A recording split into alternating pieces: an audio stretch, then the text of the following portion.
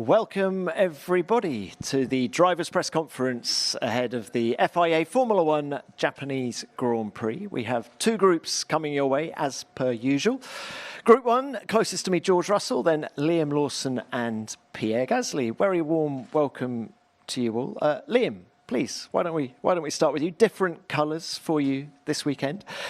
What's your overriding feeling about the swap with Yuki, and where do you go from here? Yeah, I think obviously an opportunity this weekend, and yeah, maybe something I wasn't expecting so early, but something that obviously is not my decision. And for me, it's about making the most of obviously this opportunity now, and obviously still being in Formula One, I still have that. So yeah, it's been a good week of preparations, so I'm excited to get going. Tell us about the preps. Have you been on the simulator? Have you driven the Racing Bull on the simulator yet? Yes, we've done simulator, and it's all been okay. Obviously, you don't truly know until you drive the car. So going out tomorrow will be the first proper test, and for sure it'll probably take a session or two to adjust again. But you know, we have 3 practice sessions here, so yeah, I'll be making the most of that. And how much difference does it make that this is a track you've raced at before in Formula One for the first time this year? That was, yeah, what I was obviously looking forward to from the start, to be honest, to go to a track that I've been to before, just to have a proper sort of preparation, and I now have that. So, yeah, it's exciting to be here. It's a track that, I mean, I think we all like as drivers, and it's one of my favorite tracks to drive on. So, yeah, I'm very excited. And you had a nice warm-up yesterday about that? Yeah, that was cool. It was, I think it was the first time they actually had both VCARB and Red Bull drivers together. So it was nice to see the fans all come out for that. It was very cold and rainy, and they all still stood out there. So that was cool to see. And yeah, driving one of the older cars as well with a V8 was pretty cool. All right. Good luck this weekend. Thank you. Thank you, Liam. Pierre, can I bring you in on this? Can we just start by talking about 2019? You made the mid-season swap from Red Bull to Toro Rosso. What are your observations? What are your thoughts on what's happened at Red Bull with Yuki and Liam this week? Don't remember 2019.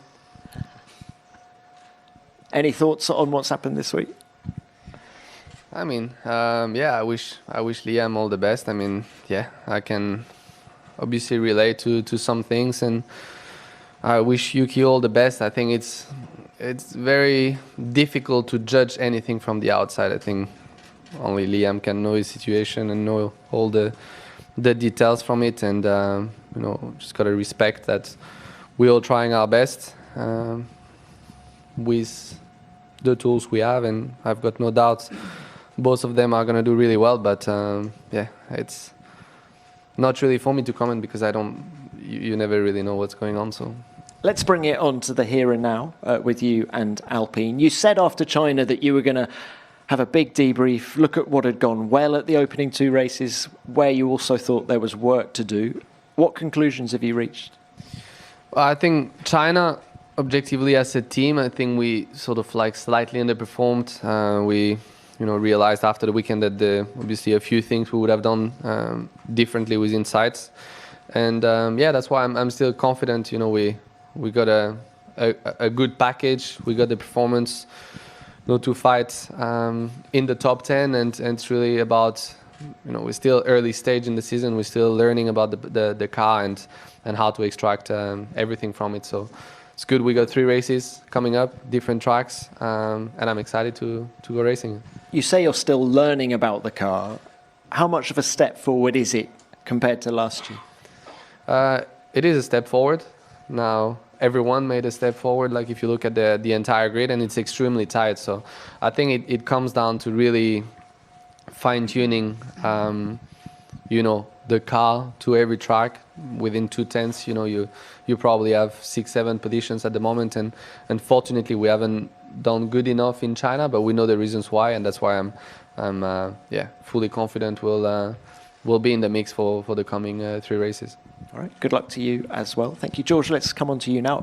A really impressive start for you and Mercedes so far this year. Podiums, you had the front row start last time out as well. What is possible with this year's car, do you think? How much is possible?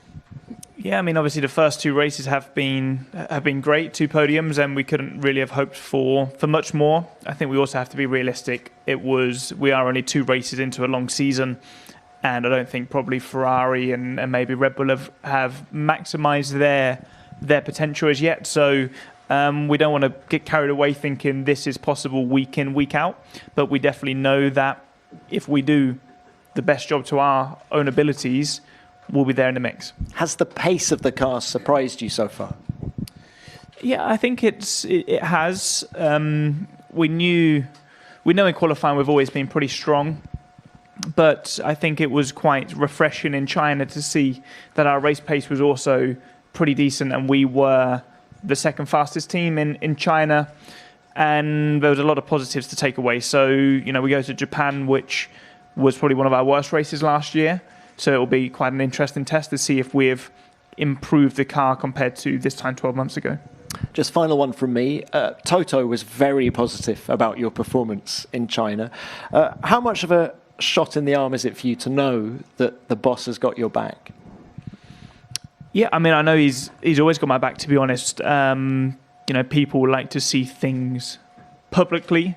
I don't read what is said in the press or on social media. So for me, I only found out about this morning when somebody told me. Of course, it's good to hear, but I know that he's always supported me, had my back, and believes in me, and that's the most important, is what is happening internally rather than what is shown to the world. And I know that I've got everybody's support. We're in this all together. We're all fighting for the same common goal, and it's an exciting moment for us.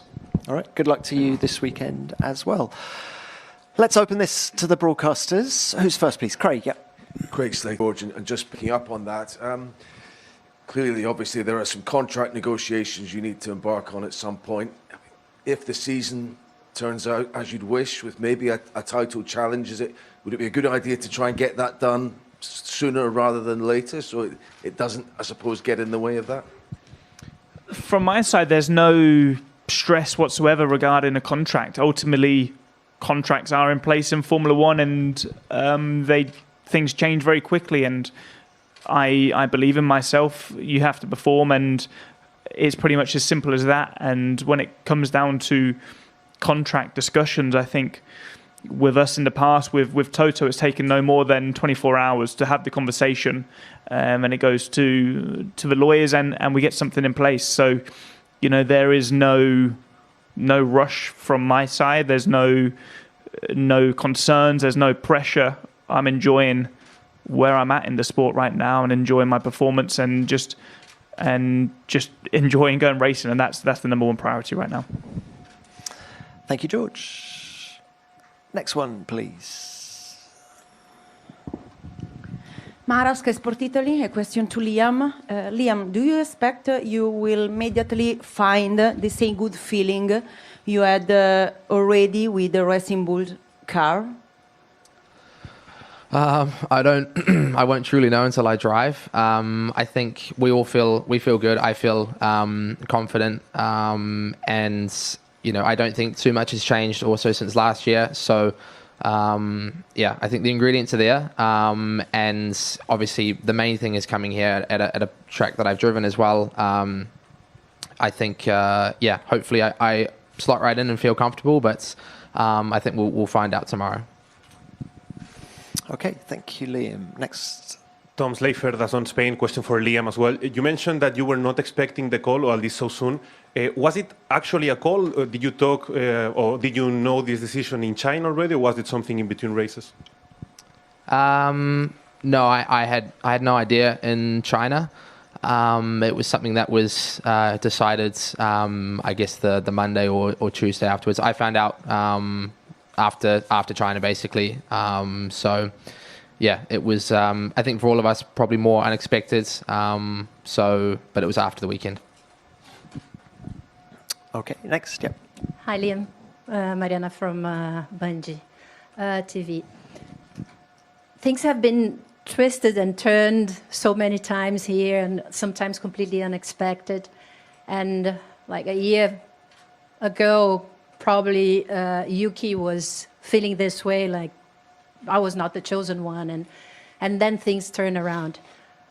For the future, do you think you can expect maybe if you have a very good year to have this change again? Do you think about that or not? Like going back to Red Bull or turning the table? I think we know how Formula One is and how quickly things change. I mean, if I look back a year ago, I had no seat. I was here a year ago watching and wishing I was racing. Then I had the opportunity to race at the end of last year and the opportunity then to go to Red Bull Racing. So a lot has happened in 12 months. So for me, the main thing is being in a car. I have the opportunity to obviously prove why I belong here, and that's what I'll try and do, and that's what I do every single time I get in the car. And that's what I'll be doing this weekend. So I think things change very, very quickly in terms of where my future is. I don't know, and for me, the only way I can control that is by driving fast. Thank you. Next one. Hello, Margot Lafitte, Canal Plus. Question for Liam. Can you talk us through the way the situation was presented to you? Was it like a done deal, or was it explained, justified? It was more of a done deal, I would say.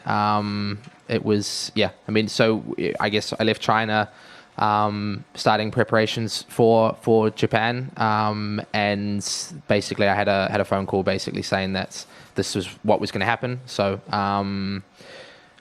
yeah. Okay. Any more broadcasters? Yeah, Mara? A question to George. George, when people talk about title, your name is often not there.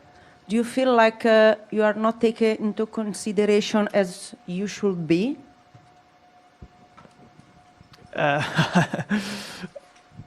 mean, ultimately, from my side, I'm just going in every single weekend trying to perform the maximum. And, these last 3 years as well, alongside Lewis, his name was always there with championships because he's the GOAT. But the last 3 years, neither of our names were there because we weren't in the position to fight. So, look, this season it's been a great start to the year. I don't think we could have achieved a better result than we expected, and I hope we can continue this sort of run of consistency. But we know realistically the McLarens are exceptionally strong, and I think it's going to be challenging for anybody else to compete with them. But we saw last year how dominant Red Bull were, and suddenly they weren't at the end of the season. So things change quickly.